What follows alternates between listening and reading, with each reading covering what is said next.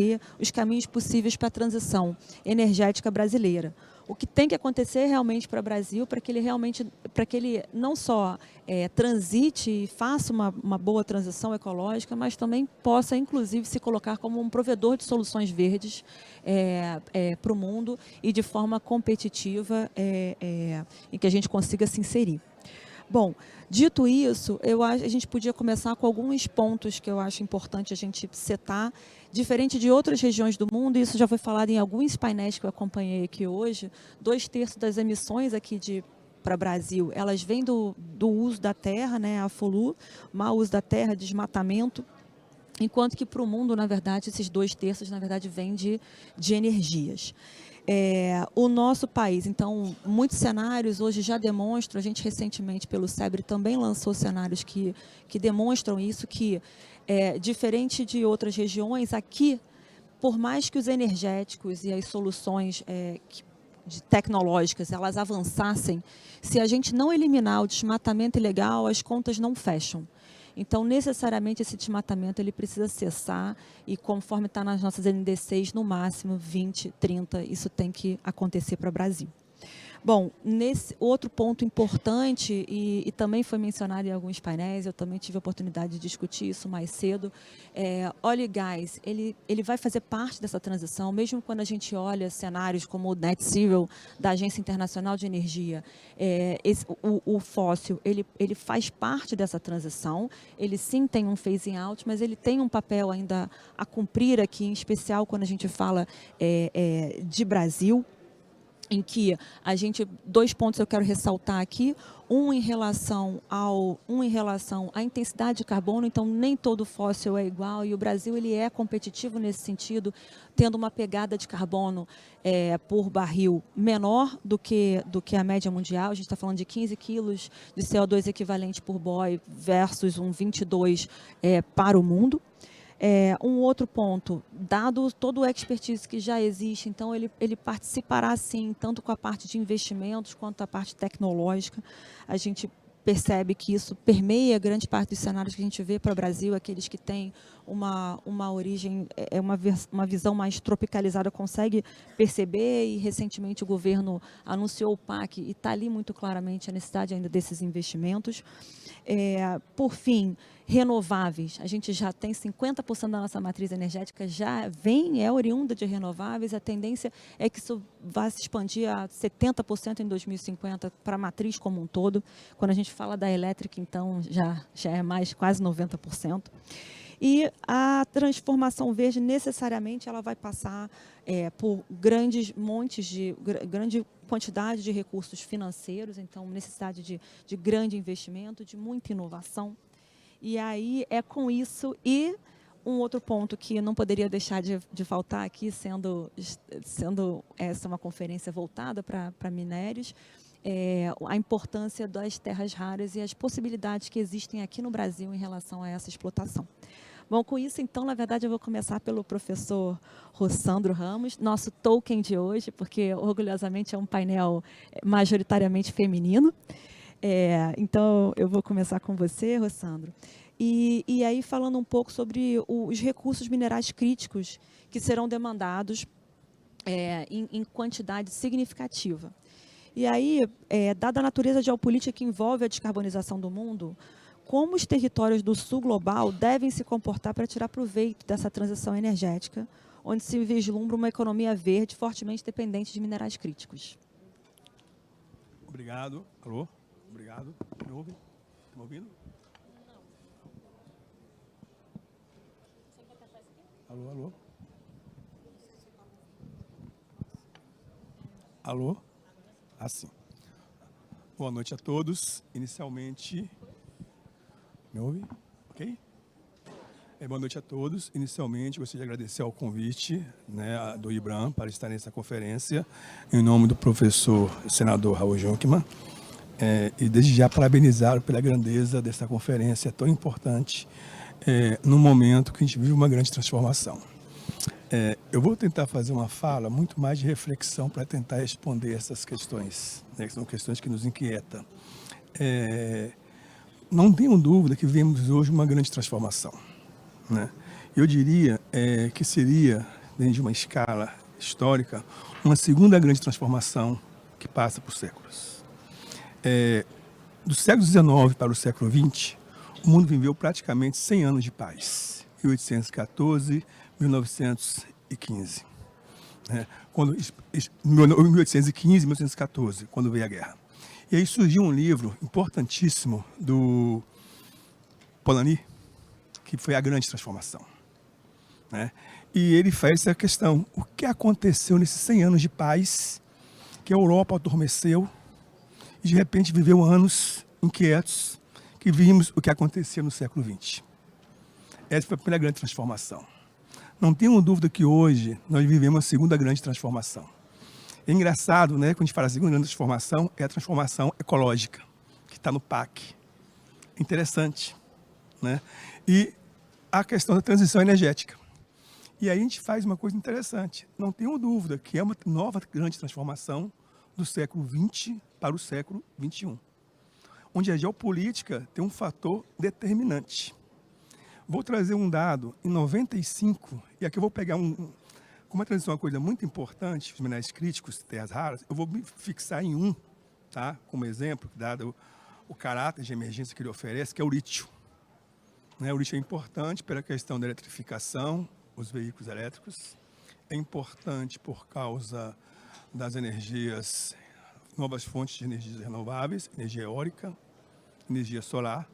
Então, o lítio tem um papel importante nessa grande transformação do século XX para o século XXI. E se você pega 95 do século passado, a América do Norte respondia por 1/3 da produção do lítio. 1/3. Hoje a China detém quase 80% do refinamento, embora não tenha a produção, porque ao longo do tempo a América do Norte foi perdendo essa capacidade de produzir lítio. Em 2010, o Chile assume essa sua condição de primazia, deserto de Atacama, que tem os salares, e depois o Chile perde para a Austrália.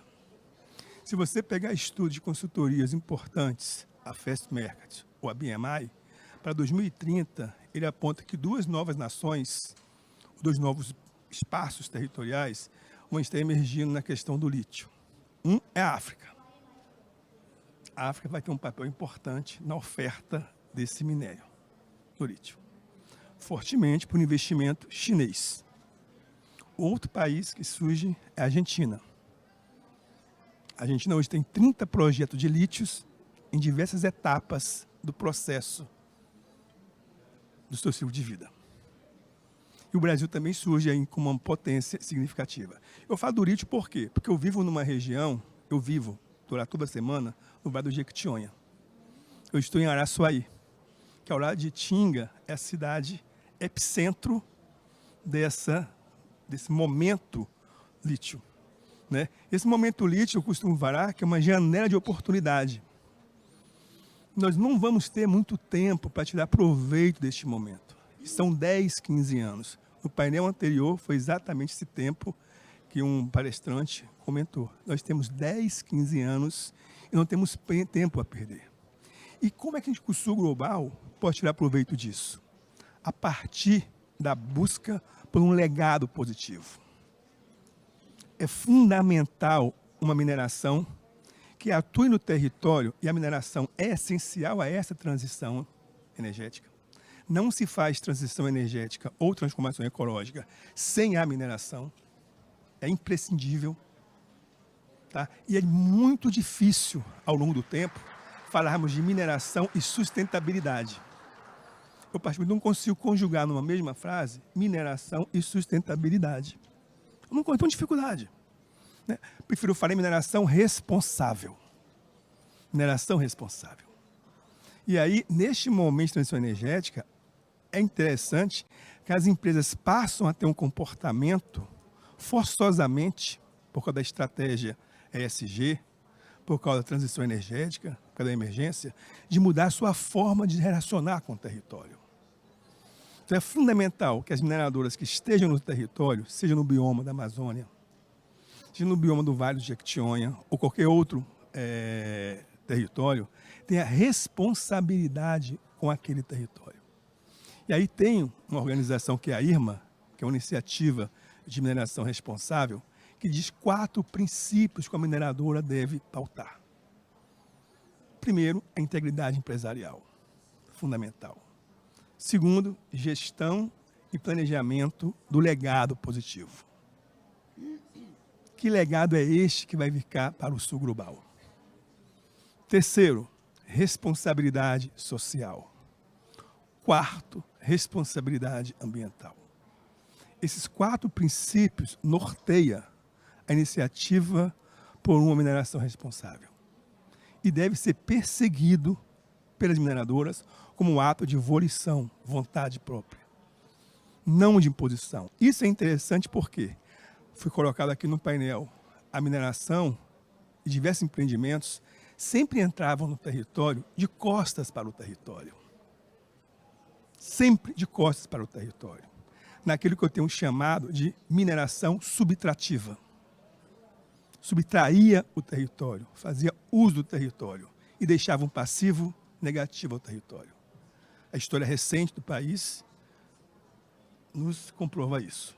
Minas Gerais, Brumadinho, por exemplo. Né? Então, o que temos que buscar? Temos que buscar um outro tipo de mineração. A mineração aditiva. Ou seja, dentro do conceito de indústria 4.0, quando a gente constrói o conceito de manufatura 4.0 ou manufatura aditiva, tem que se buscar esta mineração aditiva. Ou seja, tem que adicionar capacidade no território. E como se adiciona capacidade no território? Através de conhecimento. Não dá para imaginarmos desenvolvimento sustentável, desenvolvimento econômico, se não formos capazes de agregar conhecimento na nossa mineração. É fundamental pensar formas de agregar conhecimento no território para que possa agregar conhecimento, valor agregado no minério. Não é admissível, não é admissível você ter hoje países que são exportadores de minério em forma bruta, mas o conhecimento ainda é pouco estimulado. É fundamental adensar a cadeia do conhecimento. As mineradoras têm uma responsabilidade em desenvolver, ajudar as instituições de ciência e tecnologia, onde estão os minérios, para que tenha o adensamento da infraestrutura científica e tecnológica. Não existe inovação sem conhecimento. Não existe inovação sem uma política ativa do Estado. Tem que ter uma política mission-oriented, orientada por missão. Tem que ter política demand-side, orientado por demandas, dada demanda. Então é fundamental. Então, se o Sul Global quer tirar momento desses 10, 15 anos de oportunidade, tem que 2 coisas importantes. Não é mais Estado ou mais mercado. É Estado e mercado. Que Estado queremos? Que mineração queremos? Nós sabemos, queremos uma mineração responsável. O território só vai dar licença social à mineração se ela for uma mineração responsável. A mineração que chegar no território, de costas para o território, vai acontecer com a segunda maior empresa mineradora do mundo, que teve que deixar investimento sunk cost, afundados na Sérvia, porque a sociedade não aceitou. Então, se o Sul Global quisesse uma oportunidade, eu diria que seria essa dimensão. Pensar políticas ativas de Estado, mission-oriented, o Estado chamar para si essa responsabilidade, juntamente com os atores envolvidos nesse processo. Obrigada. E também tem rodado todos os painéis aqui o quanto que essa transição ecológica, energética, a necessidade de cooperação, de parcerias, essa visão de legado e que não existe um setor, outro setor, todos os setores têm que realmente estar congregados. E principalmente quando a gente está falando de Estado, setor público, setor privado, academia, terceiro setor, não há como se falar fora dessa parceria. Muito bom. E aí, passando agora para a Perpétua, assim como os minerais críticos serão essenciais e o Brasil pode e deve aproveitar esse tempo para surfar essa onda, também a indústria ela vai ter que se reinventar. Né? A gente não pode mais falar da mesma indústria, ela tem que ser uma indústria que seja cada vez mais sustentável.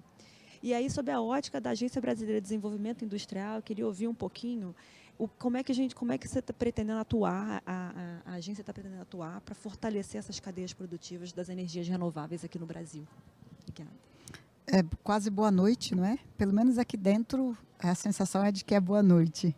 É um prazer estar aqui com vocês e com o professor também.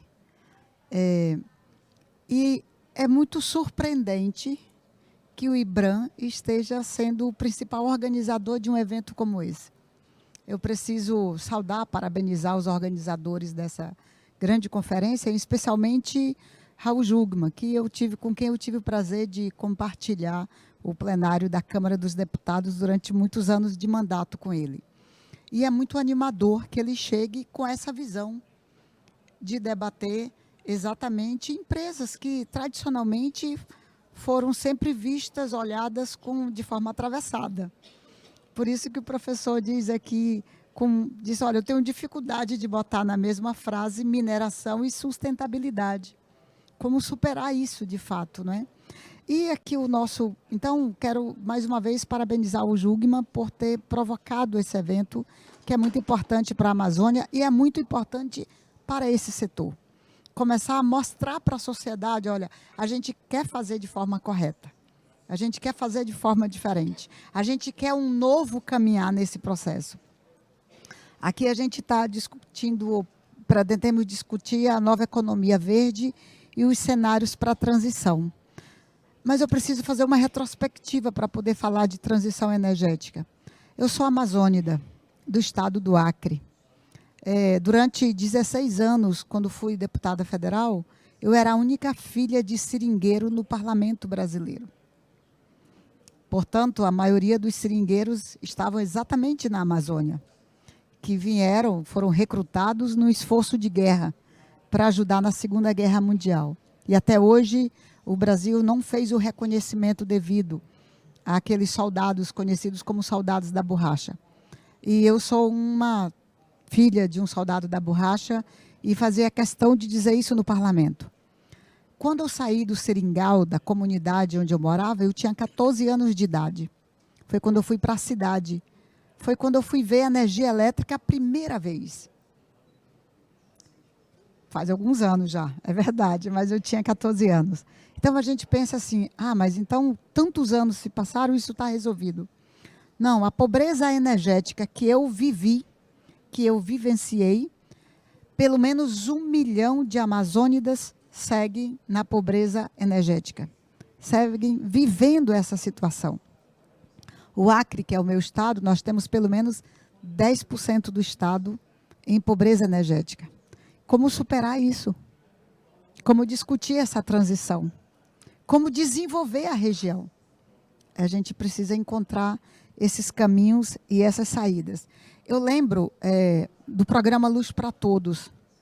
A alegria, a euforia da maioria das populações tradicionais, das comunidades rurais, ribeirinhos, com a chegada da luz. Era uma esperança enorme, porque ninguém quer ficar no escuro, ninguém quer ficar no apagão. E, ao mesmo tempo, também foi uma frustração para as comunidades isoladas, para as populações isoladas dentro da nossa Amazônia. Por quê? Porque essa luz não foi tão longe. Não dava para levar o cabo, não dava para levar o fio tão longe.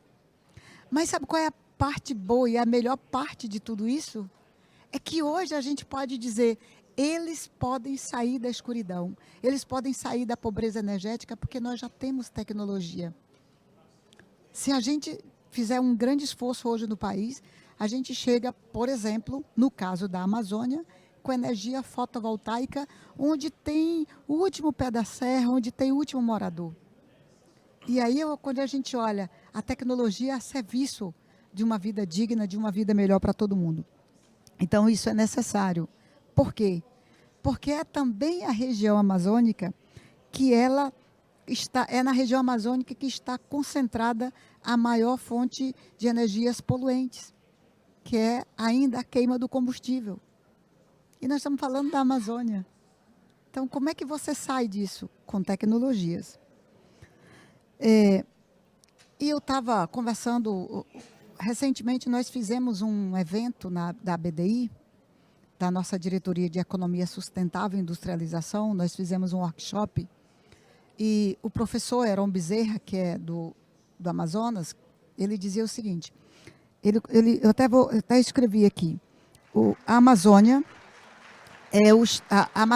é a região do Brasil com o menor número de doutores, com o menor número de cientistas, com o menor número de pesquisadores. E também com o menor número de universidades e o menor número de laboratórios de pesquisas. Nós estamos dizendo isso da região que nós dizemos ser da maior riqueza do planeta. Nós estamos dizendo isso da região com a maior biodiversidade do planeta. Então, professor, colegas, que olhar foi esse que nós tivemos para o desenvolvimento da Amazônia, quando a pesquisa, as tecnologias não estão chegando lá, quando as universidades não estão chegando lá? Se assim nós seguirmos e não encontrarmos uma saída também para essa pobreza de pesquisa, a Amazônia vai continuar, a floresta vai continuar sendo colocada abaixo e as populações tradicionais, quem mora na floresta, não vai conseguir usufruir dessa riqueza, porque não vão conseguir compreender que ela em pé, que a mata em pé, ela gera mais riqueza. Aí o nosso desafio. Então, eu penso que onde a gente chegar, a gente tem que fazer o diferencial. Então, começando agora pela BDI. Eu cheguei na agência recentemente, final de março para cá. Então, a gente discutindo, é uma agência que tem responsabilidade de ajudar no desenvolvimento da indústria brasileira, de chegar com as novas tecnologias para o desenvolvimento da indústria. Então, ela tem que ter esse olhar para frente. Ela tem que ter o olhar da sustentabilidade. Foi quando nós chegamos à conclusão que precisávamos criar a Diretoria de Economia Sustentável e Industrialização, que é para você já começar fazendo uma revolução de casa, já começar fazendo o dever de casa, para poder chegar na indústria e fazer esse debate, fazer a discussão da transição. E aí nós colocamos uma missão para a gente mesmo. Qual é a nossa missão? É desenvolver e promover iniciativas diante dos desafios que se apresentam para a gente. Iniciativas, inclusive, levando em consideração o desenvolvimento social, a governança e a sustentabilidade. Porque o cenário que se apresenta do surgimento de novas tecnologias, nós precisamos fazer com que a indústria brasileira se ajuste, se adeque também. E aí nós olhamos para algumas áreas que consideramos serem importantes da gente atuar, da gente estar junto. Por exemplo, a bioindústria. E nós tomamos uma decisão. Eu estou aqui com 2 diretores, a diretora Cíntia, que está aqui, e o diretor Rogério, que está aqui também me acompanhando. Nós tomamos uma decisão. Nós vamos fazer um portfólio, um levantamento de toda a bioindústria do Brasil em todos os biomas. Aqui já fiz até umas conversas com o pessoal das banquinhas. Por quê? Porque nós estamos falando de novas economias, não é? Nós estamos falando de transição. Então, a gente precisa saber, os bancos de fomento brasileiros, as políticas públicas, precisam saber onde está essa bioindústria, quem é ela, que bioinsumos ela usa, qual é o seu potencial, quais são os seus gargalos, como financiar essa bioindústria, como divulgar para o Brasil inteiro, para que possa empoderar essa bioindústria, essa pequena indústria, que normalmente são pequenas também. Então, nós vamos criar esse portfólio e entregar na mão dos financiadores, na mão daqueles que definem as políticas públicas, que é para poder essa transformação chegar. Nós discutimos também e estamos acompanhando e vamos seguir acompanhando economia circular. A BDI, a Agência Brasileira de Desenvolvimento Industrial, desenvolveu um programa, uma tecnologia em parceria com a Biplast, que é a única no mundo e recentemente foi citada pela ONU, que é exatamente o rastreamento do plástico. E já fomos procurados também por outras áreas do vidro, do couro para a gente fazer esse processo. Isso é preciso com que a indústria passe por esse processo de transformação, para ela poder se ajustar, para ela poder fazer de forma correta. Lá a gente está discutindo engenharia reversa, os estímulos para as práticas ASG. Tem que botar o dedo nessa ferida, porque senão a gente não consegue. A própria Vale, recentemente, viu e sentiu na pele, na sua história, na sua marca, o que é você não olhar para essa questão social. Então, como é que as empresas brasileiras vão se ajustar às práticas ambientais, às práticas sociais e às práticas de governança? Nesse processo, nós vamos incentivar também o estímulo para o mercado de carbono e transição energética. Nós criamos uma proposta, estamos indo no Ministério da Educação para poder colocar nas escolas brasileiras, estamos indo no Ministério da Saúde para colocar nas áreas do SUS, discutimos com o ministro o ministro de Minas e Energias, a criação das usinas sociais, para que a gente possa levar para os lugares mais distantes da Amazônia, de todo o norte do Brasil, de todo o Nordeste, para poder chegar com a energia limpa, mas chegar onde não consegue chegar. Então, é possível a gente fazer isso, estamos fazendo essa discussão. E inteligência competitiva para nossas empresas. Quando você faz tudo isso, você coloca ela em condição de fazer a disputa. E o incentivo, o cooperativismo também. Então, 2 projetos que para nós são muito importantes nesse momento. Como fazer esse processo da transição a partir das usinas sociais, e aí voltada para a questão da usina fotovoltaica, ou um processo individual para uma família que mora longe, que está sozinha, e a questão da bioindústria. Para nós, isso, nesse momento, na agência, é fundamental, junto com as práticas ASG. Muito obrigada. Cheguei até a me arrepiar com a história dos 14 anos, a primeira vez que estava saindo, incrível. E realmente é uma realidade que quem vive nos grandes centros, às vezes se esquece. Só quando você entra na imensidão da Amazônia, sobe um rio Tapajós, entra num Trombetas para entender o que é estar numa região de produção de castanha, enfim, de copaíba, de andiroba, e as complexidades de formular essas cadeias, né? E realmente garantir que essas cadeias sejam valorizadas e que tenham o preço justo por aquilo que se comercializa. Muito, muito interessante, Perpétua. E aí, saindo das questões dos renováveis, uma outra complexidade para a gente, a Hydro, eu já acompanho tem um tempo o trabalho de vocês, extremamente inovador, e se destaca realmente como uma empresa que vem promovendo aí muito para as energias limpas. E aí, Marcelo, eu queria saber, você poderia falar um pouquinho do papel da Hydro aqui nessa transição, e não só nas unidades industriais, como em colaboração, como em outros ambientes para a transição energética brasileira? Obrigada pela pergunta. Boa noite. Eu acho que vocês estão me escutando. Eu acho que está funcionando. Primeiro, parabenizar a palestra de vocês. Foi bem interessante. É bem interessante ver diferentes ângulos, né? E aí, agora, chegando um pouco mais na indústria, a Hydro ela foi fundada em 1905 e, desde o princípio, né, a gente começou como produção de fertilizante.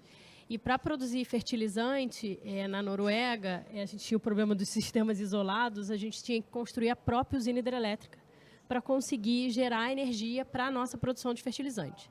Então, desde o início, a gente tinha uma demanda, uma necessidade de produção, né? Fomos sempre uma empresa industrial, e a partir dessa necessidade, a gente gerou demandas de energia que a gente teve que explorar para conseguir entregar o nosso produto. Então, de lá para cá, né, ao longo desses 118 anos, a gente teve a energia e a energia renovável, porque a hidráulica também é uma energia renovável, no nosso DNA. Então, a gente até hoje opera essas usinas que nós começamos lá em 1905, são usinas antigas, e desenvolvemos outras na Europa. E, recentemente, né, dentro de toda a política de transição energética da Hydro, a gente trouxe essa vocação e toda essa competência em geração de energia renovável para o Brasil. Então, falando um pouco das metas da Hydro, nós temos uma meta de carbono zero até 2050, E para chegar até lá, a gente tem metas intermediárias até em 2025, redução de 10% de emissão, e em 2030, 30%. E a gente sabe, né, aqui no Brasil, a Hydro é uma empresa que tem toda a cadeia de produção de alumínio. Então, a gente começa desde a produção de energia até a mineração, que a mineração e a refinaria, né, o refino, que é a alumina, a gente só produz no Brasil. Então, no mundo inteiro, a gente usa a bauxita que a gente extrai aqui no Brasil. A gente tem produção de alumínio primário no mundo todo, a gente opera em mais de 40 países. Depois passando para a produção do produto final, né, que a gente já conhece amplamente nos carros e nos prédios. Então, e terminando na reciclagem, né, que é um ponto muito importante também na transição energética. Então, para a gente conseguir transitar, né, e fazer toda essa transição energética em cada ponto da nossa cadeia, e o Brasil sendo muito importante para a transição energética, a Hydro resolveu criar um braço de desenvolvimento, construção e operação de energias renováveis. Então, a empresa foi fundada em 2021. Nós temos atualmente 3 projetos entre solares e eólicas em construção, uma capacidade de 1,5 gigas, para atender o consumo das nossas plantas, né? E aí, para garantir que a nossa energia seja cada vez mais limpa e cada vez mais renovável. Então, em todo esse processo, a Hydro Rein tem contribuído, né, com toda essa experiência que a gente tem. E a gente entendeu também que o que mais a gente poderia fazer pela sociedade, né? A gente entende as dores do consumidor, a gente sabe como é difícil, né? E tudo que a gente precisa percorrer para a transição energética. E, ao mesmo tempo, a gente tem uma competência de geração de energia que a gente gostaria, né, que faz parte da nossa transição, que a gente gostaria de auxiliar outras indústrias a percorrerem. Então, além de trabalhar e de construir essas usinas renováveis para atendimento das próprias unidades, né, de produção de alumínio da Hydro, a Hydro Rein também quer fazer parte da solução energética e da transição energética de outros consumidores industriais. Então, a gente passou a oferecer para outros consumidores industriais, não só no Brasil, mas no mundo, soluções de energia, desde a geração de energia renovável, solar e eólica, mas também soluções de bateria, armazenamento, hidrogênio. Então, a gente começou a olhar um espectro bem amplo do que a gente poderia utilizar do nosso conhecimento para ajudar a transição energética de outras indústrias e, assim, a gente conseguir auxiliar ainda mais a transição da sociedade para um futuro mais verde, né? Para uma economia verde e sustentável. E dentro desse quadro aqui no Brasil, a gente tem um potencial enorme. A gente tem, eu acho que é o melhor potencial eólico do mundo, um dos melhores potenciais solares do mundo. Então, a gente tem todo o potencial para se tornar parte da transição global para um mercado mais verde. A gente precisa aproveitar esse momento, a gente precisa aproveitar esse potencial para o Brasil ser esse front-runner, né? Ser esse alavancador das energias verdes, das energias renováveis, a gente utilizar tudo que a gente tem de forma sustentável, olhando o social, olhando o ambiental, e ainda assim a gente conseguir entregar para o mundo o que a gente tem certeza que a gente tem capacidade de desenvolver aqui no Brasil. Então, acho que a gente está tentando fazer a nossa parte, a gente tem metas claras, não só para nós, mas para a sociedade como um todo. Super interessante a sua fala e ela só corrobora com a questão de as oportunidades estarem aqui na parte renovável, enquanto o Sudeste realmente é conhecido pelas maravilhas do pré-sal, grande produtividade, o Nordeste e o Norte se destacam realmente por uma condição ímpar, né, de não existe quase praticamente o problema da intermitência, porque quando não tem o sol, tem o vento, quando não tem o vento, tem o sol, e a gente consegue ter toda essa dinâmica numa única região. E que também temos, a gente não vai tratar aqui de biocombustíveis, mas quando olha os biocombustíveis, diferente de outros lugares, onde só tem uma safra, o Brasil é abençoado, a gente consegue ter 2, às vezes 3 safras e consegue, inclusive, produzir muito mais do que em outras regiões. Então, por onde a gente olha, com uma devida articulação, com a devida política em loco, a gente certamente teria como se tornar um grande provedor de soluções, não só para a nossa descarbonização e metas, como também para o mundo e com agregação de valor. Muito interessante. E aí, Silvia, nessa equação e nesse espectro, a Norte Energia ela realmente tem um papel importante na Amazônia, agora chegando um pouco mais aqui para a região onde a gente quer centrar a nossa conversa, como uma grande geradora de energia aqui para a Amazônia. E como é que a empresa tem se posicionado para colaborar e corroborar com a descarbonização das atividades econômicas? Muito bom. Primeiro, boa noite a todos e um prazer estar aqui com vocês. Obrigada, Rafaela, pela moderação e pelas perguntas. Norte Energia, concessionária da Hidrelétrica Belo Monte. Estamos na região de Altamira e somos uma das maiores geradoras, na verdade, a maior geradora hidrelétrica brasileira, 100% brasileira, porque temos Itaipu, que é binacional, né? Então, é uma energia limpa, é uma energia renovável, fonte hídrica que passa pelas turbinas e segue seu curso. E a gente entende, é uma contribuição bastante relevante, mais de 50 milhões de brasileiros atendidos pela energia gerada. E, como a gente sabe, o Sistema Nacional é um sistema interligado, então a energia gerada em todo o país ela é interligada por meio do sistema, né, das linhas de transmissão. E nossa matriz é uma matriz extremamente limpa, matriz elétrica principalmente, 88% de base renovável. A gente tem as hidrelétricas ocupando 62% da matriz, ainda são muito preponderantes na matriz elétrica brasileira. E temos aí um crescimento muito elevado das eólicas nos últimos anos, que já ocupa o 2º lugar nas fontes renováveis também.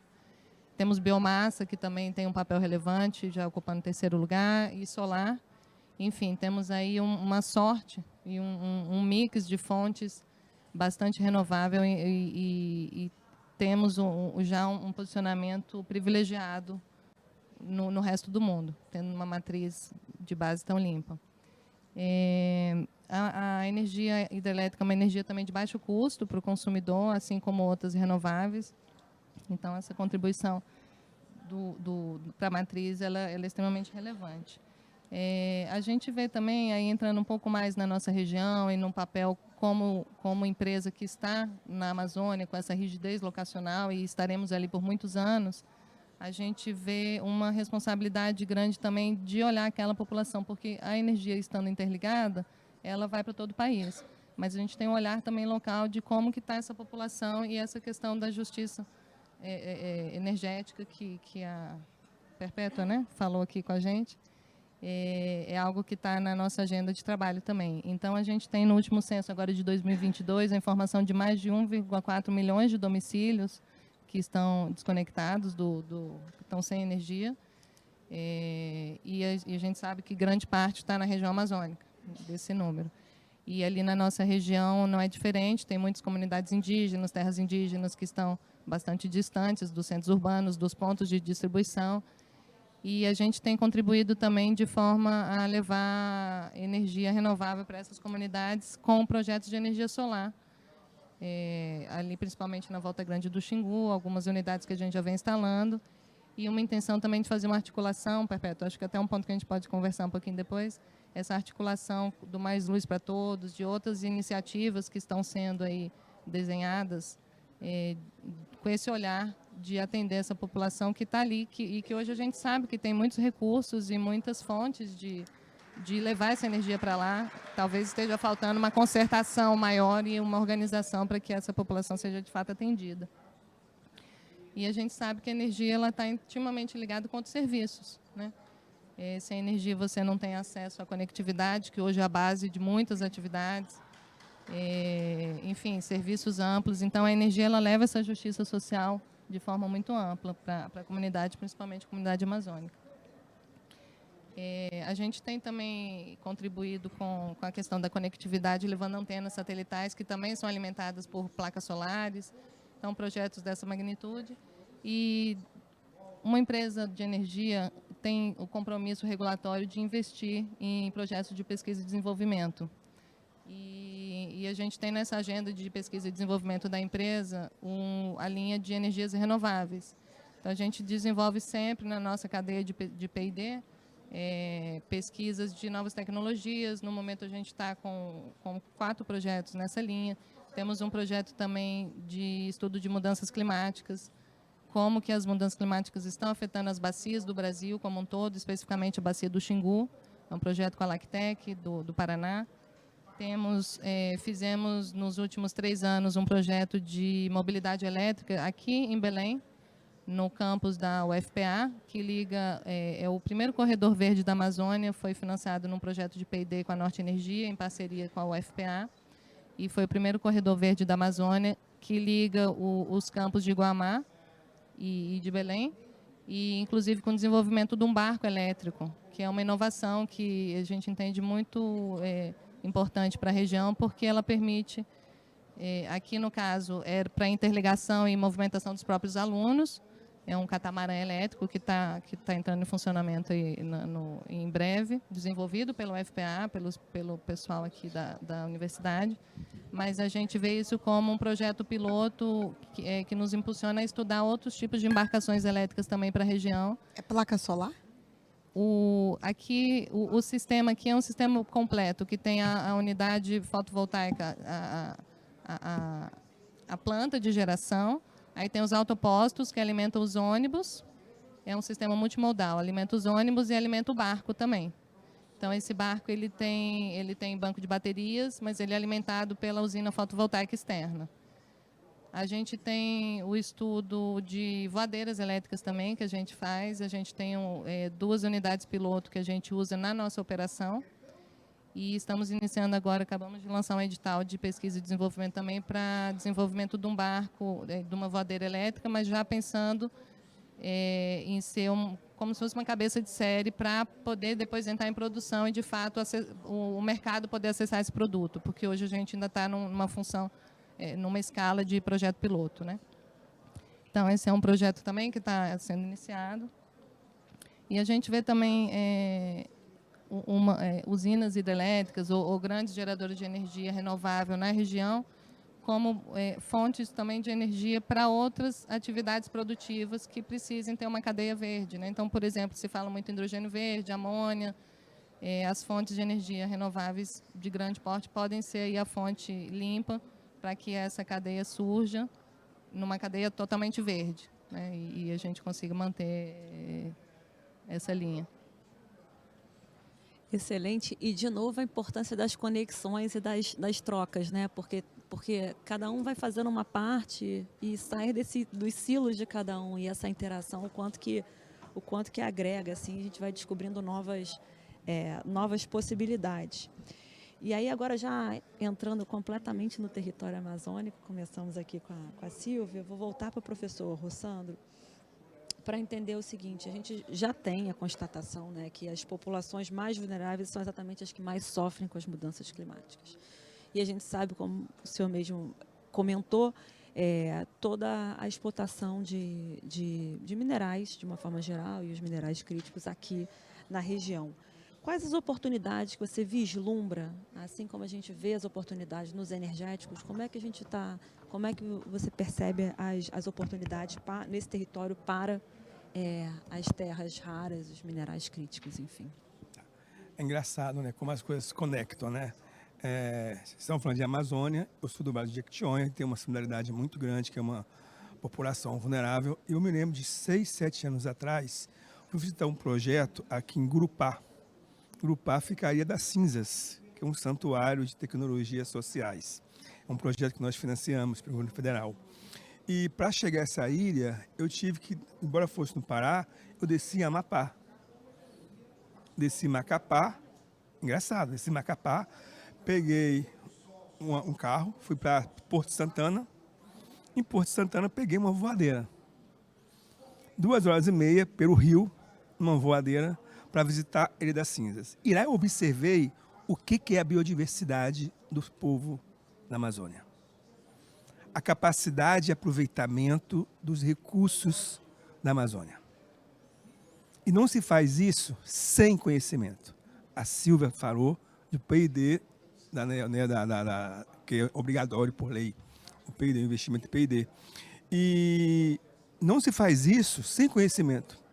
E lá nessa ilha, a Ilha das Cinzas, que fica no Pará, um lugar lindo, passa por Afuá, que é a Veneza brasileira, eu viajei 1h30, 2 horas de voadeira, quem dá o apoio tecnológico à Ilha das Cinzas é a Embrapa, no Amapá. E ali se tem um conjunto de tecnologias sociais. Então é fundamental pensar conhecimento para fazer o uso dos recursos de forma eficiente, de forma racional. Só para entender esse paralelo, eu vou voltar aqui à questão do lítio, para vocês entenderem. Né? Talvez como o pessoal não entende muito, no Brasil, a principal origem do lítio, né, é rochadora, é rocha. Né? É rocha no Brasil. E a rocha é o pegmatito. Fazer um paralelo, para não ficar uma coisa muito técnica. Imagina o pegmatito como se fosse um boi. Isso eu aprendi lá na Ilha das Cinzas. Como se aproveita o açaí. Como se aproveita outros recursos da Amazônia. Então imagina que o pegmatito seja o boi. Qual é a parte mais nobre do boi? Que mais vale? Mais gostosa? É a picanha. Não é isso? É a picanha. Será que quem... Há quem diga que é o filé mignon. Ou filé mignon. Vamos pegar o filé mignon, então a picanha. Então as duas partes. Será que o resto é rejeito? O resto você não aproveita? Não tem sentido nisso. Se você pega o lítio, né, o boi é o pegmatito. A picanha, ou filé mignon, é o espodumênio. É no espodumênio que está o óxido de lítio. Esse vai ser transformado por via química até chegar um químico para ir para bateria ou outra aplicação industrial. E o resto é rejeito? O resto você joga fora? Não faz sentido. Ali tem feldspato, ali tem quartzo, ali tem fósforo, ali tem potássio. Produtos que nós somos dependentes da nossa própria exportação. Exportar a picanha, mas também exportar esse rejeito e não dispor de conhecimento para aproveitar essas populações, não faz muito sentido. É fundamental pensar uma política de adensa, e eu volto, é fundamental, todos aqui falaram conhecimento. Universidade. Ela fala, o Acre, né, tem pouca densidade, você pegar o mapa da CAPES e colocar sobre o Brasil, vai dar um vazio amazônico. O Vale do Jequitinhonha é o mesmo vazio. Eu diria, é pior do que o Acre, o Vale do Jequitinhonha. Até 2006 não tinha universidade. Nós temos 2 minas. Nós temos as Minas e nós temos as Gerais. Você conta mais de 10 universidades federais nas Minas, que é a parte sul do estado, a porção sul. Você conta mais de 10 universidades. Viçosa, UFMG, Lavra, Ouro Preto, Alfenas e outras, São João del Rei, Viçosa. Você conta mais de 10. No Jequitinhonha, na porção norte do estado, na porção Gerais, nenhuma. Ou seja, quando você nega aquele que é o ativo mais importante, que dá capacidade do ser humano ter autonomia de desenvolver, que é o conhecimento, tudo fica muito mais difícil.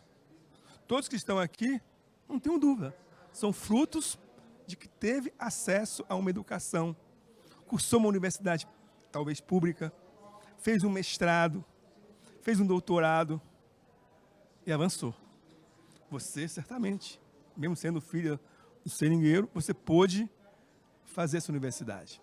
Então, a oportunidade que tem para essa população vulnerável é fazer o uso do recurso de forma racional, de forma responsável. Só assim você pode pensar uma cadeia de valor que possa trazer benefício para quem está no território. Não é justo você pensar um modelo de negócio onde às vezes a população não se sente contemplada. A mineração responsável, ela tem uma dimensão, a integridade empresarial. Ela tem a responsabilidade social.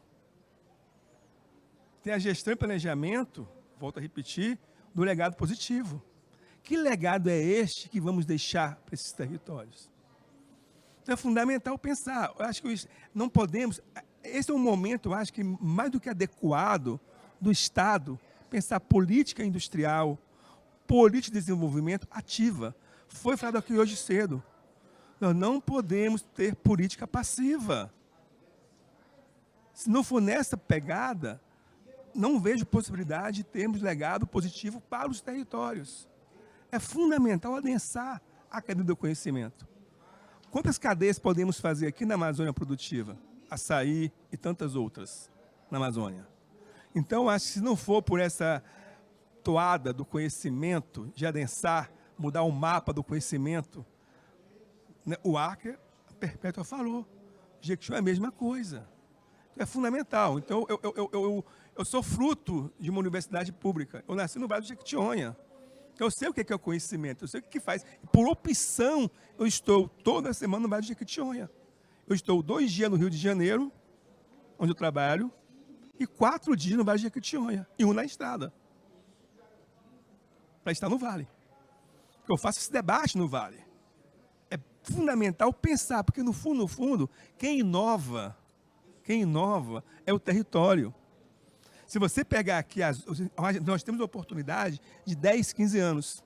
E é interessante, porque as ondas de inovação, a famosa onda de Schumpeter, né, eram 70, 80, 90 anos. Hoje não. Hoje a destruição criadora se faz com 10, 15 anos.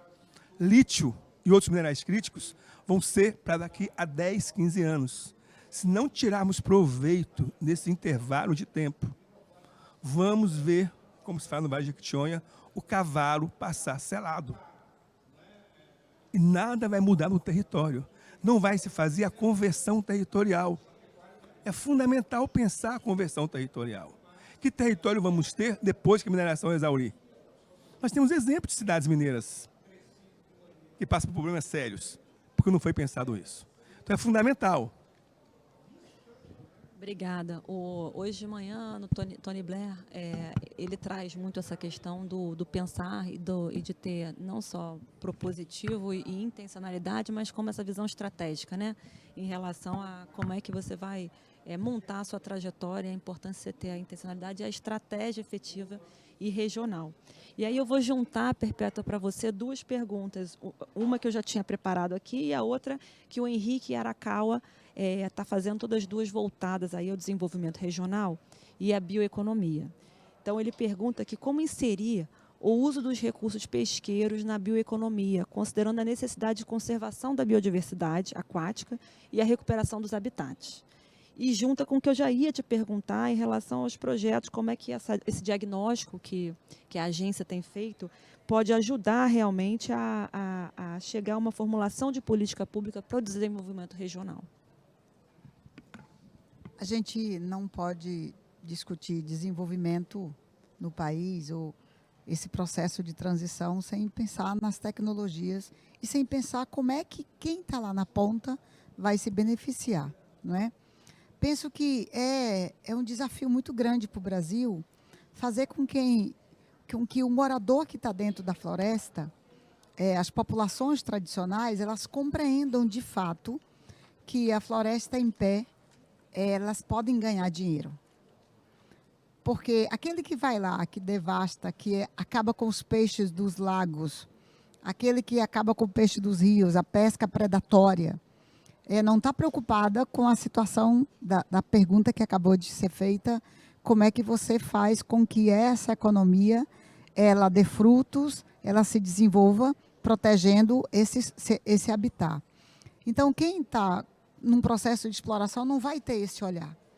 Mas eu particularmente costumo dizer, porque vi de perto, vivenciei, que quem mais protege a floresta, a Amazônia, são os indígenas, são os seringueiros, é o homem que está lá.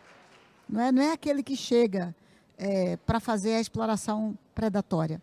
Então, nesse sentido, quando a gente pensa em desenvolvimento, quando a gente pensa em tecnologias, você tem que pensar como é que aquele desenvolvimento vai chegar lá. A gente conversava com a Natura, por exemplo, que nós estamos fazendo uma conversa com eles de parcerias de projetos. Eu já vi, quando vocês duas começaram a falar, eu já fiquei me imaginando uma equipe da BDI sentando com vocês, conversando e pensando alternativas de parcerias. De como é que é o processo de P&D de vocês e o nosso, como é que a gente chega em mais pessoas, em mais gente com esses objetivos. Então, quando você olha para a Amazônia e sabe que é a gente que tem que encontrar saída, não dá para ficar lá em Brasília pensando no desenvolvimento da Amazônia sem ir lá ouvir o que as pessoas estão querendo. De fato, elas querem energia? Querem. Como é que a gente chega com a energia? Como é que vai ser esse processo de transição?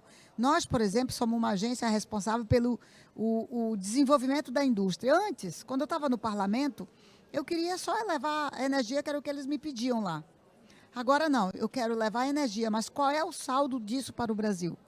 Como é que a gente chega, por exemplo, com fotovoltaica nos lugares onde o cabo não vai poder chegar?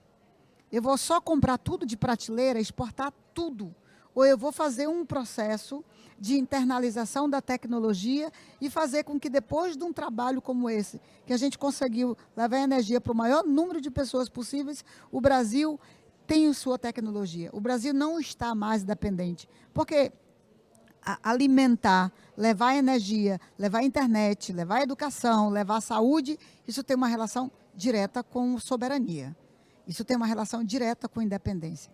Então, nesse sentido, eu, por exemplo, há uns meses atrás, eu visitei a FAES, que é a Fundação Amazônia Sustentável do meu amigo Vigílio. E lá eu acompanhei o trabalho que ele está fazendo com as associações pesqueiras. E combinamos de sentar para a gente ver como é que a agência, como é que a ABDI ajuda a desenvolver tecnologias para que o homem, o ribeirinho, que depende da pesca, que depende do rio, ele possa continuar se alimentando, possa continuar extraindo e possa continuar ganhando dinheiro com aquilo sem poder fazer um processo, sem devastar, sem acabar. Então, a gente ficou de sentar e pensar e desenvolver tecnologias como essa. Quando nós falamos aqui que nós queremos fazer o diagnóstico de toda a bioindústria brasileira, aí vai entrar pesqueira. Eu lembro de um amigo meu do Amazonas, professor Heron, que eu citei aqui, quando ele foi secretário de Agricultura do Amazonas, eu participei de alguns eventos, ele levando o bacalhau do pirarucu para os mercados do Rio de São Paulo. Então, como é que você aproveita essa riqueza para poder gerar de riqueza, para poder gerar dinheiro no bolso de quem está lá na ponta, de quem é mais pobre, mas precisa sentir, olha, estão olhando aqui para mim, estão me ajudando a ganhar o pão de cada dia, estão me ajudando a ganhar um dinheirinho. Então, quando a BDI quer fazer, já sentamos com algumas entidades importantes, quer fazer a foto dessa bioindústria, tem que ser uma foto viva, porque eu tenho que saber onde é que ela está, qual é o seu nível de dificuldades, quais são os gargalos, como é que uma indústria como essa que trabalha, por exemplo, com o açaí, que trabalha com a castanha, não chega o financiamento para ela. Por quê? Qual é o tamanho do potencial dessa agência? Qual é o nível de dificuldades? É documentação? O que é? São novos processos de uso de novas tecnologias? Como é que o banco não enxerga? Então, a nossa ideia de fazer esse portfólio, esse levantamento da bioindústria e depois apresentar isso para as instituições é exatamente para que o dinheiro chegue lá, para que ele possa, o que tem no interior do Brasil. E a Amazônia não é diferente de pessoas inventando máquinas, criando máquinas com seus níveis de inteligência, elas precisam de apoio. Por exemplo, eu recebi na agência uma empresa familiar que até hoje ela não conseguiu financiamento porque ela não tem produção ainda. Mas é uma tecnologia que nenhum país do mundo tem ainda. O que você faz com o lixo da indústria têxtil? Tudo que a indústria têxtil precisa do corante e outros elementos, ela manda buscar fora, em média de 6 a 10 dólares o quilo. Essa empresa que criou essa tecnologia, criou as máquinas, se propõe a botar aqui pela metade do preço e parar de mandar o lixo da indústria para os aterros sanitários, porque é uma das grandes poluidoras do mundo hoje. Então, como você financiar isso? Seja na Amazônia e fazer com que o desenvolvimento chegue lá. Quando eu discutia com a Natura, eu dizia para eles, a Natura é uma grande empresa e que já ganhou todos os prêmios no mundo e tudo mais. Mas eu dizia para eles, é preciso não só ir lá na Amazônia, pegar o produto, é preciso instalar uma fábrica lá, uma indústria lá, para que você possa gerar riqueza lá para mais pessoas que moram na Amazônia. Perfeito. Você falava, eu só lembrava, não sei se você conheceu já o projeto Floresta de Valor, da Imaflora. Eu não conheço, mas eu ouvi falar. Não. E tem tudo isso, e eu tive o prazer de acompanhar as diversas fases. E é exatamente isso, porque as complexidades, primeiro você tem que ir no território, né? E ir no território e entender desde as pequenas coisas, como eu garanto, se eu estou falando da copaíba, como é que eu vou garantir a certificação e a pureza daquela copaíba? Como é que eu certifico e faço com que ela encontre mais mercados? E aí, para eu conseguir esses mais mercados, eu tenho que ter conectividade, eu tenho que ter internet para poder garantir que vai chegar em vários laboratórios e que também não pare só em São Paulo, mas que a gente possa pensar na exportação. Então, são vários elos, né, para você construir essa cadeia e o tempo todo a capacitação que tem que ser feita e refeita, feita com a população ribeirinha, com a população quilombola e realmente é um trabalho que exige muito. Posso invadir um segundo? Com certeza. Porque eu sei que as meninas querem falar. Eu dirigi o grupo de trabalho do 5G na Câmara dos Deputados. Então, a gente discutia lá. Nós estamos discutindo 5G aqui. Mas tem outros Brasis que não conhecem o 4G, que nem não o conhecem 2G. o 3G, que não conhecem o 2G. E quando você leva a conectividade, a internet, a energia tem que chegar antes. Quando você leva a conectividade, a saúde chega, a educação chega, o desenvolvimento, as novas tecnologias também chegam. E aí tem um outro projeto que tá andando, e aí a importância da gente fazer essas trocas, vamos descobrindo projetos que estão andando. O Conexões Povos da Floresta. Com quase o objetivo aí de chegar a quase 5.000 regiões e realmente vai falar de solar e dos painéis e aí conectando com a internet, realmente muita coisa. E aí eu vou voltar aqui, na verdade, antes de passar pela minha pergunta, tem uma aqui, e aí eu queria ouvir um pouco da Marcela e da Silvia, que é possível e como valorizar e precificar essa floresta em pé?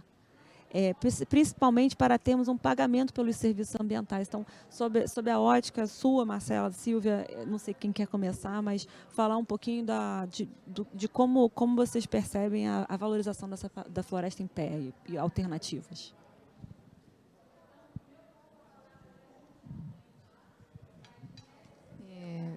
De fato, o uso da floresta de forma sustentável e mantendo ela em pé é o ponto principal da substituição da atividade, né? A gente está falando aqui, o nome do nosso painel são Novas Economias, e é justamente isso. A gente precisa encontrar os meios de que essas novas economias sejam economicamente sustentáveis, para que elas existam e que elas sejam perenes, né, duradouras. E é um grande desafio essas atividades competirem com outras atividades que hoje já estão tão consolidadas e que são exploratórias de recursos e que não são atividades que têm esse olhar da floresta em pé. Muitas vezes com a própria população que está ali já naquela cadeia de produção em torno de alguma atividade que leve a uma exploração da floresta que não deveria ocorrer, e substituir essa atividade por uma outra tem um trabalho complexo, né? Você tirar, muitas vezes os jovens não vê outra opção de atuação e ele está naquele ciclo, então você tem que mostrar outras oportunidades, mostrar que aquilo pode ser uma nova fonte de renda e de organização social para eles. É um grande desafio realmente fazer essa transformação.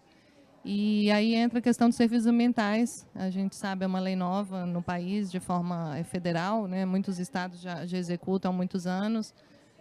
Perpétua falou aqui da FAS. A FAS tem um programa de pagamento por serviço ambiental já há alguns anos no estado do Amazonas. E aí, assim, é uma forma de levar renda para a comunidade, para as pessoas que estão ali prestando algum tipo de serviço ambiental, e elas terem uma remuneração pelo aquele serviço, e dessa forma poder dispor daquela outra atividade que ela fazia, né? Então, por exemplo, você tem uma pessoa que que fazia uma extração de madeira, e ela vai ter uma decisão de não extrair aquela madeira porque ela vai ser remunerada por proteger a floresta ou por manter a floresta em pé, enfim.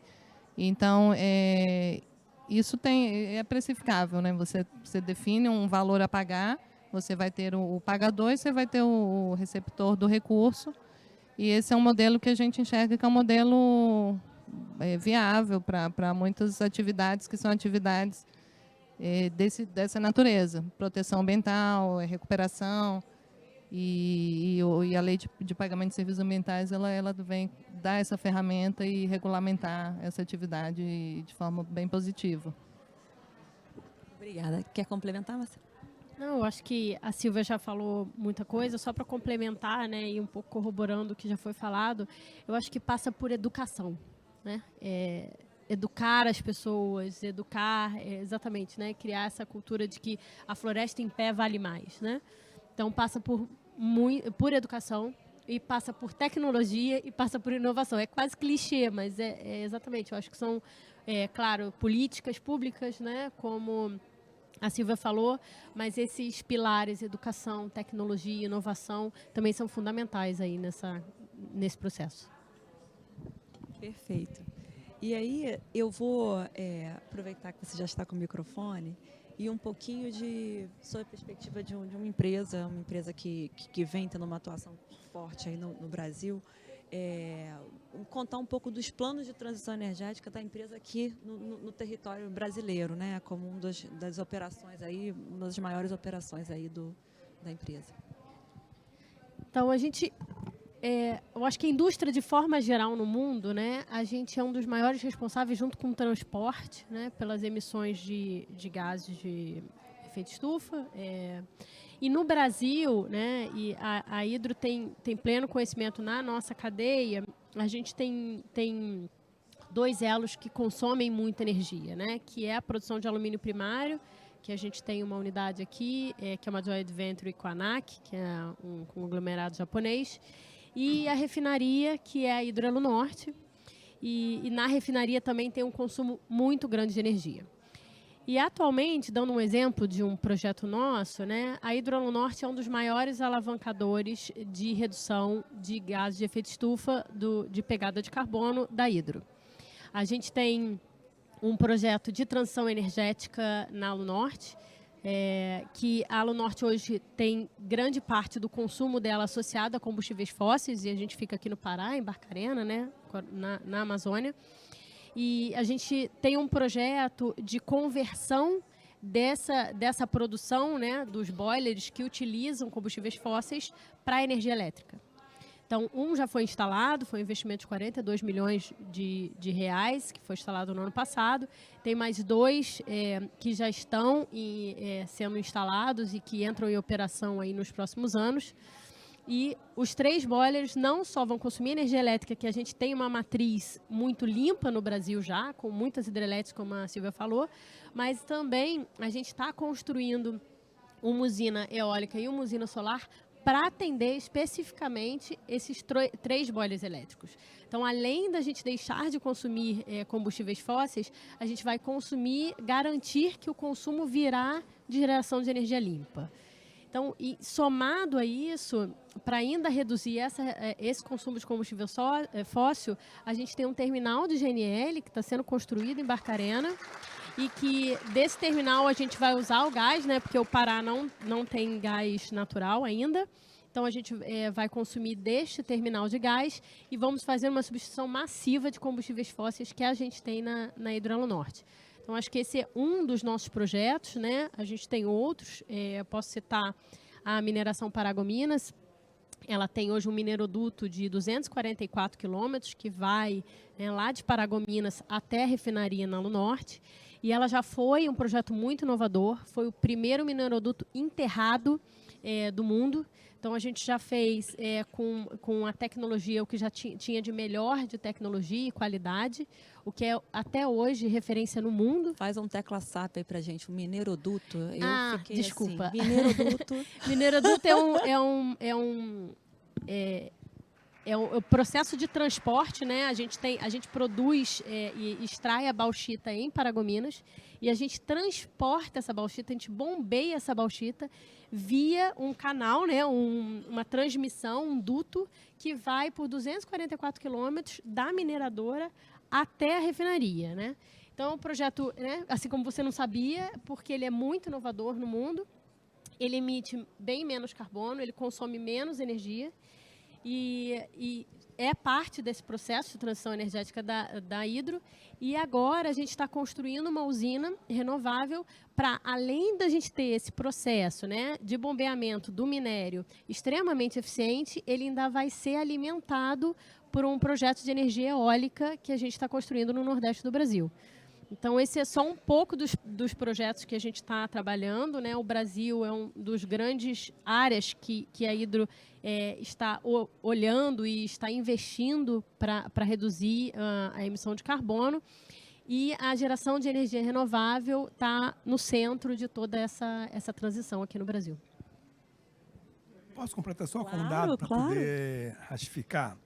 Em relação à questão da pegada de carbono, recentemente eu via um CEO de um dos players da indústria de alumínio, e ele falava o seguinte: o Tony Blair falou de manhã hoje, que nós temos duas vantagens para o país. Uma é energia e a outra saúde global. Por Tony Blair.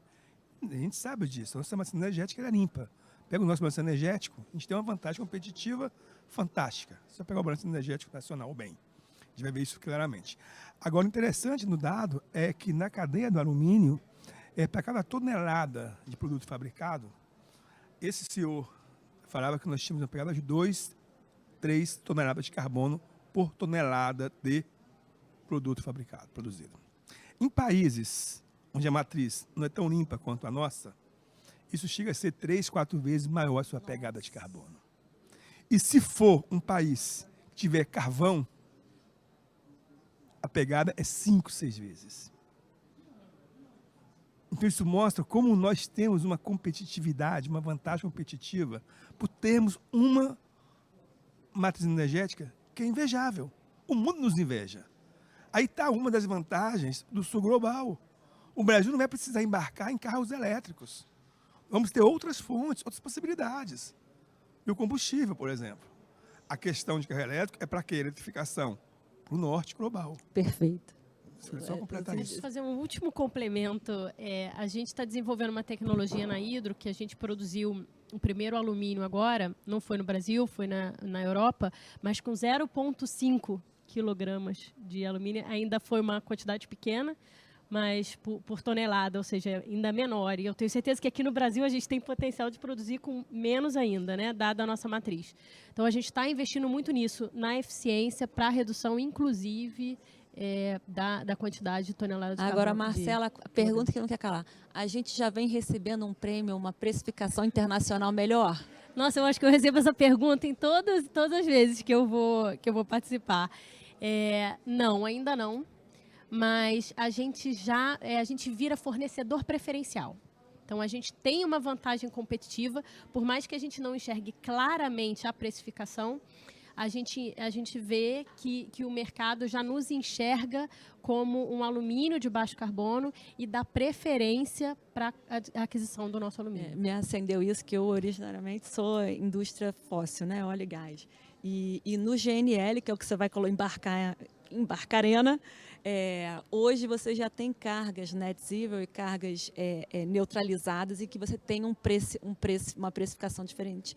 E eu acredito que a tendência é que todos os projetos e os produtos verdes, eles realmente vão ter um diferencial aí para serem cada vez mais valorizados, né? Que vai rebater nesses serviços, inclusive, dessa descarbonização que a gente está tentando acelerar.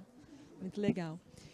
E aí eu vou passar para a Silvia, para falar um pouquinho também, eu acho que é importante a gente saber aqui das novas economias, acho que complementa um pouco o que a Perpétua trouxe, assim, sob a sua visão, novas economias da floresta, quais são as suas perspectivas? A gente acompanha na nossa agenda de sustentabilidade, um dos pilares é contribuir com o desenvolvimento socioeconômico da região. Altamira é uma região historicamente com bastantes questões sociais complexas, né? É uma região ali que passou por alguns ciclos da borracha, tem a Transamazônica passando à sua porta, então já há algumas décadas que passa por questões complexas.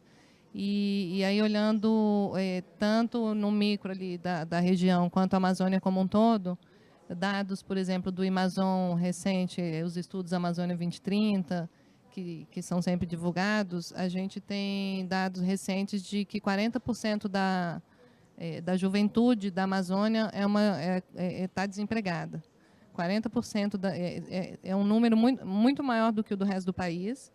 E a gente entende assim, o olhar sobre a Amazônia, ele hoje isso está mais claro, mas ele um tempo atrás era um olhar muito ambiental. Se falava em Amazônia, se falava em floresta, em meio ambiente, não se falava em pessoas. E nos últimos anos esse olhar ele está mais completo e as pessoas passaram a ser também o centro das atenções e o foco aí da busca de soluções. E essa juventude desempregada, um bônus demográfico também, uma juventude numa idade de trabalho. Então, a Amazônia está numa situação diferente do resto do país.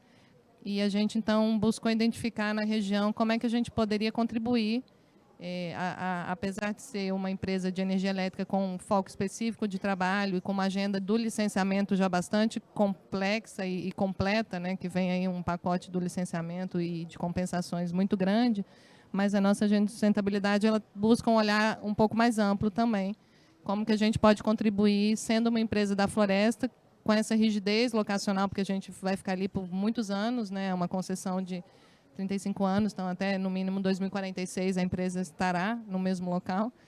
Então, como é que a gente pode contribuir, ter essa licença social que a gente falou aqui também, é algo que a gente busca, é algo também que a gente precisa ter. E a gente identificou recentemente uma necessidade de fazer um programa de empreendedorismo na região. A gente fez, já estamos aí no 2º ano, um programa que a gente deu o nome de Belo Monte Empreende, e em parceria com o Centro de Empreendedorismo da Amazônia, fizemos uma jornada de empreendedorismo com os jovens, tanto os jovens da cidade quanto os jovens indígenas ali da região, e teve participação de mais de 500 pessoas, uma participação maciça de mulheres, 65% de mulheres na primeira fase do programa, e hoje a gente já passou por essa jornada e recentemente fizemos a seleção de 19 projetos que vão ser empresas que vão virar, receber todo o apoio contábil, jurídico e do empreendedorismo assim, administrativo, para virarem empresas formalizadas. A gente está até saindo ali à direita com o stand, a gente está com uma das participantes do programa, é a Catiana Chipaia, é uma indígena ali da região que traz a sua produção de cacau, que ela já tem na sua comunidade indígena. Ela entrou no programa participando, foi criada uma marca, foi criada ela trouxe a narrativa dela para criar essa marca e ela está agora formando a sua empresa de chocolate e de frutas secas e já entrou numa parceria com a Cacauê, que é uma cooperativa também da região. Então, a gente, esse é um dos exemplos, né, desse trabalho que a gente fez de empreendedorismo. Tem outros ligados a turismo. Então, esse olhar ele precisa ser mais amplo. A gente entende que uma empresa tem esse papel, essa responsabilidade social e precisa ampliar seu olhar e contribuir também com outros desenvolvimentos.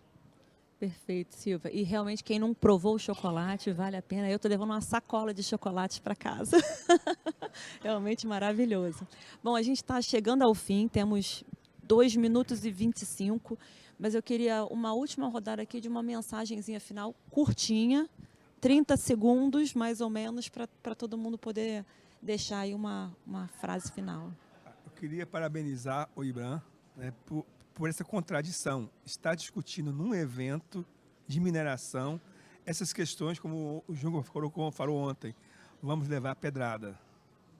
Não é trivial. Eu acho que as empresas, quando têm essa postura, estão mostrando que estão diante de uma vontade de mudança.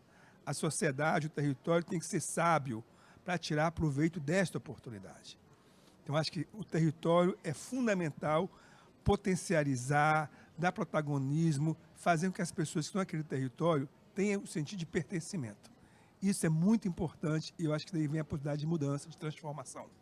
Obrigada. Perpétua. Olha, mais uma vez, obrigada pela convivência desse momento. É um aprendizado. Reafirmar mais uma vez a minha admiração por essa decisão que o Jungmann tomou. Eu o conheço, sei que ele vai para os desafios. E ele mesmo disse ontem que o apanhar muito, vão seguir apanhando se não fizerem a coisa certa, se não fizerem do jeito certo. A gente vai seguir precisando de minérios, vamos. Mas é como o Tiago de Mello, o poeta amazônida, disse, a gente não precisa de um novo caminho, a gente precisa de um novo jeito de caminhar. Como seguir com a mineração de um jeito diferente, de um jeito... É possível a gente mais na frente pensar em sustentabilidade de forma correta. Os amazônidas não querem mais seguir pagando preço pelo desenvolvimento de outras regiões e de outros países. Nós queremos esse novo olhar. Esse novo caminho é a neoindustrialização, são mais pesquisas, mais centros universitários. É um jeito novo de olhar para a região. Obrigada. Obrigada, Marcela.